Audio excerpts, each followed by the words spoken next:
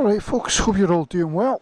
Oh, let's get this GoPro on my back. Oh, the perils of being a vlogger. A bad back, all the gear you've got to carry. Right, so today I've just kind of nipped out fairly locally. Found somewhere with some tree cover for a very short blog, just an update. Saying as I haven't been actually able to post much lately. Still kind of just out of the worst of the lockdown around here, so I haven't been able to get out much. Been a lot of heavy ninja showers on my days off, so yeah, biking hasn't sort of been happening as much as I'd hoped. Okay, as you can see, new tyre on the back. That's the second of the Michelin roads that I've put on. I did really get on well with the first one, and I'll try to work out how many miles I got out of it by flicking back through my videos, and I don't actually have a note anywhere of just how many miles I've covered on the crappy maxi before I changed that. So if I remember, I think it went fairly flat spot quite quickly, so I'm thinking I was somewhere around 5k I got out of that Michelin Pilot Road before I thought it was time to change it. The front's still good, so it was just the rear. Price has come slightly down since I bought it last, and yeah, it's a couple of quid more than the full-on sports version, which is apparently outstanding, but like I said, I don't get any track days, and for road riding it's never come up short for me. And I got an extra, well, basically for the life of two tyres, two of the stickier tyres, I got one, so yeah, just jump back on board with that. The other thing was kind of out to cover more than anything was the brake pads. So if you remember, I said I was going to do a little road-based trial on normal sintered pads, so I've got those in, and then I was going to try some sintered HHs. And see how I got on with those. So I've done about 200 miles on the new pads. The originals were still pretty good, Nick, because I'm not a heavy brake user.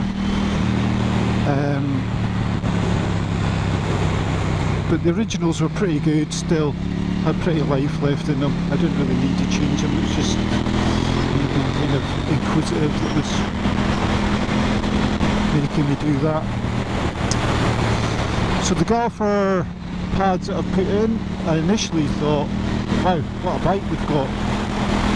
But then it's always the same when you put new pads in. You know, when you do it in your car, it feels like you've got F1 brakes all of a sudden. But once they were run in, I can honestly say if somebody had changed them, run them in for me, and I got back on my bike, I don't think I would have been suspicious at all that anything had happened or anything had done to them. So yeah, maybe a little bit more bite initially, but and if you were having to change them, yeah, fine. If you want to come get something fairly standard feeling. So yeah, if I'm being honest, I didn't actually, now that they've bedded in, I'm not actually feeling a humongous difference in the Galper ones over the standard ones. Longevity, obviously I'm not going to test for that, but maybe that's something you'll get out of them, more or less wear, I don't know. So if the biking season does manage to pick up a bit, I'll definitely be trying the HH sintered pads that were suggested to me by Dane, and just see if they've got a bit more bite in them.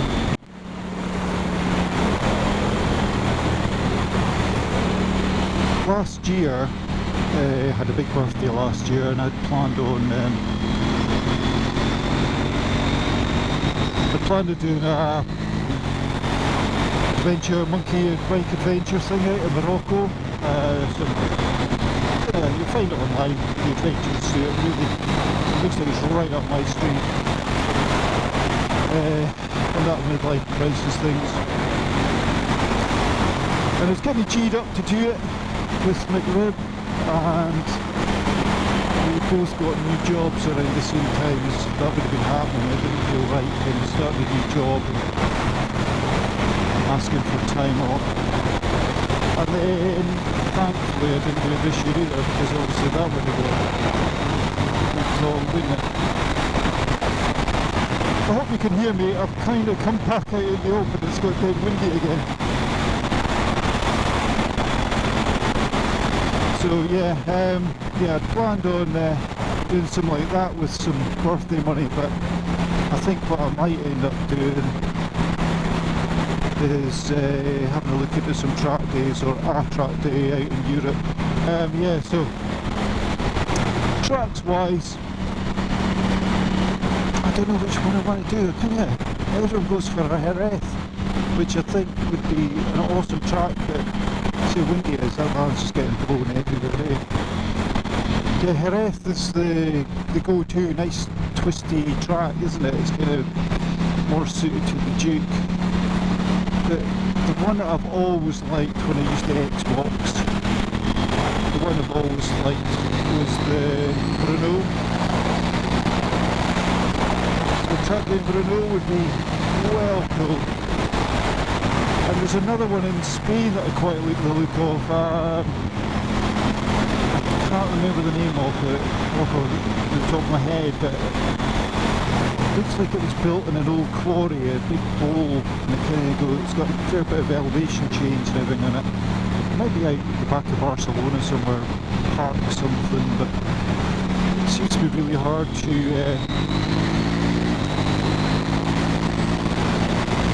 get there using a reputable British track day company that can pick up and deliver my bike, so that one might be off the cards. If anyone's done some track days out there that watches the channel, let me know, because I am absolutely clueless. And I kind of taught myself how to do it for years, mainly because I find them quite daunting. You know, you see interviews on TV and you see everyone in the background with their Gucci leathers on, Gucci bikes, tyre warmers and big vans and all that stuff, and I kind of always was under the impression with the track day, turn up with your bike and maybe a deck chair and get on with it. You know, it's just a bit of fun, but I just feel like I get a bit overwhelmed and intimidated by all that. So if you've had any track day experience, if you've enjoyed it or otherwise, let me know. Let me know if there's any companies that you'd highly recommend, or any that you'd stay well clear from. Obviously don't mention the name, but give me a subtle hint, because it is something I fancy doing spring or early summer next year.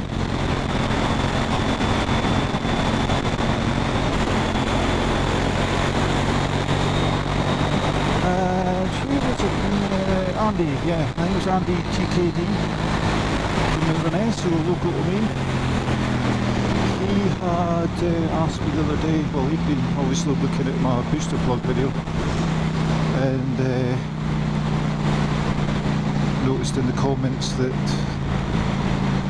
Company A have kind of called out K&N filters, and they don't know why KTM recommend them so highly, that they reckon the standard filter breathes better, etc, etc. So Andy was just wondering if I could try the standard filter, replace the K&N, try the standard, see if I can see, feel or hear any difference at all between the two.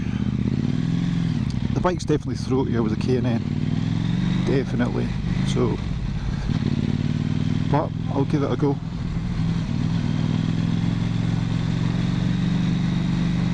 It can't hurt.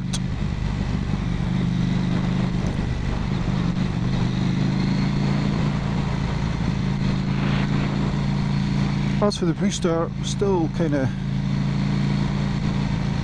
getting used to it. It's, I can just feel it there. It's fine under load. It smooths everything out under throttle, but as soon as you back off and then the bike's own fuel management kicks back in, you still get that judder. So, that's saying that I am in track mode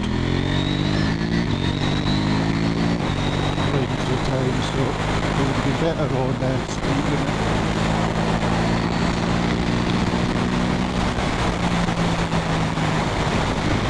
So other than that,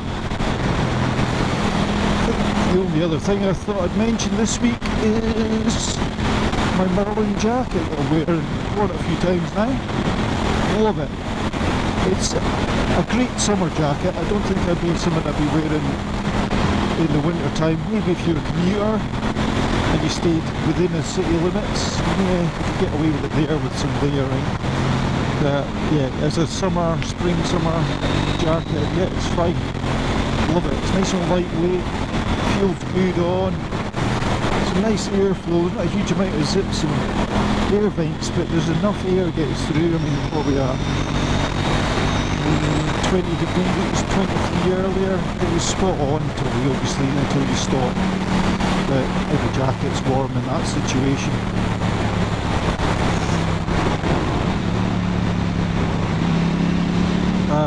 Yeah, I just love the style of it, and I've tried to kind of incorporate the urban camo. There's a hint into the vinyl wrap for the belly pan as well, so you kind of see that when it arrives.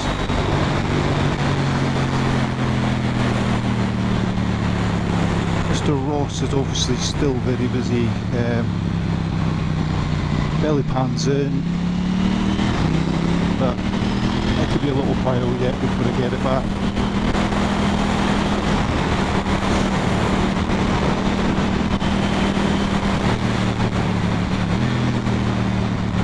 Alright folks, that's me nearly at the lovely Nethy Bridge. So I will wish you all a pleasant goodbye. Thank you for watching, and I'll speak to you all soon.